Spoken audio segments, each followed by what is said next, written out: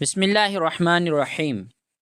اما حال فعل را گویند کے با زمانۂ موجودہ تعلق دارد و صیغۂ حال ہمچون صیغۂ استقبال است و از ہر یک عظیم ماضی و مضارع چہاردہ کلمہ بیرومی آیند سے ازا مر مذکر غائب را است و سے ازا مر مؤنث غائب را است و سے ازا مر مذکر حاضر را است و سے ازا مر مؤنث حاضر را است و دو ازا مر حکایت نفس متکلم را است۔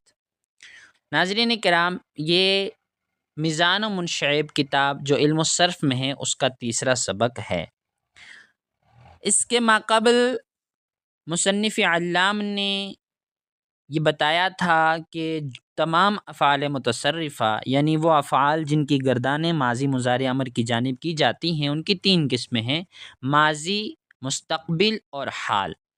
ماضی اور مستقبل کی تعریف ماقبل کے سبق میں اگر آپ نے سنا ہے تو سنی ہوگی، ورنہ آپ اس کو سن سکتے ہیں، ہو چکی ہے۔ اب یہاں فعل حال کی تعریف بیان کر رہے ہیں تو کہا اما حال فعل را گویند کے با زمانۂ موجودہ تعلق دارد۔ رہا حال تو ایسے فعل کو کہتے ہیں جو زمانے موجودہ یعنی زمانے حاضر سے تعلق رکھے، موجودہ وقت سے تعلق رکھے، اور حال کے صیغے یہ استقبال کے صیغے کی طرح ہیں، یعنی مستقبل کے صیغے کی طرح ہیں۔ جس طریقے سے یفعلو، یفعلو، یفعلو یہ مستقبل کا صیغہ ہے، ایسے ہی یہ یفعلو، یفعلو، یفعلو حال کا بھی صیغہ ہے۔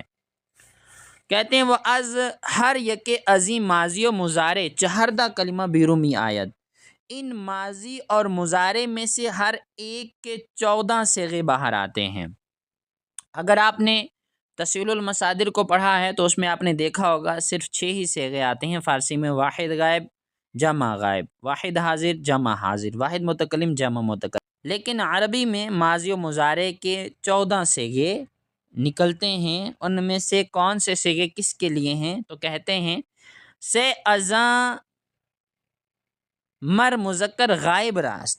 3 ان میں سے مذکر غائب کے ہیں، ایک واحد مذکر غائب کا جیسے فعلا، دوسرا تثنیہ مذکر غائب کا جیسے فعلا، اور تیسرا جمع مذکر غائب کا جیسے فعلو۔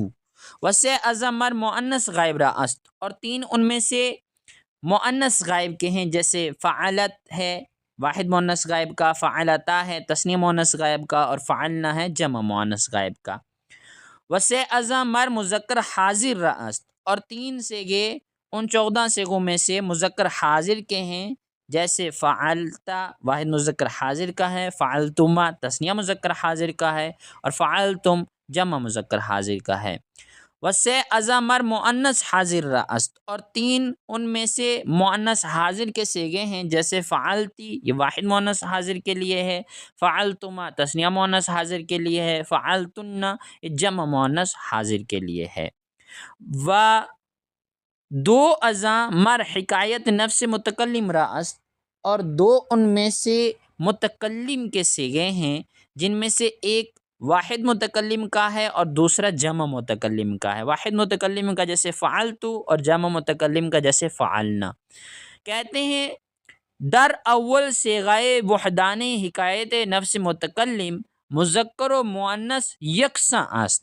واحد متکلم کے صیغے میں مذکر اور مؤنث ایک جیسے ہیں، یعنی جو معنی مذکر کا نکلے گا اور جو معنی مؤنث کا نکلے گا عربی میں وہ فعلتو ہی سے نکلے گا۔ فعلتو میں نے کیا، تو مذکر اگر کہے گا تو بھی فعلتو کہے گا، اور مؤنث اگر کہے گی تو بھی فعلتو کہے گی۔ میں نے کیا مذکر، میں نے کیا یعنی مؤنث نے، تو دونوں کے لیے ایک ہی صیغہ آتا ہے۔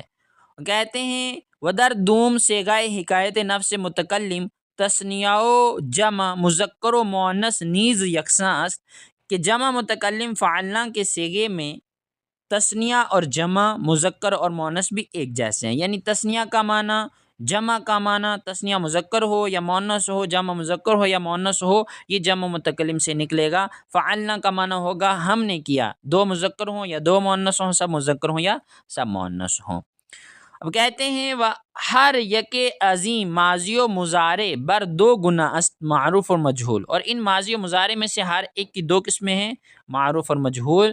وہ ہر یک عظیم نیز بر دو گنا است اثبات و نفی، اور ان میں سے بھی ہر ایک کی دو قسمیں ہیں، یعنی مثبت اور منفی.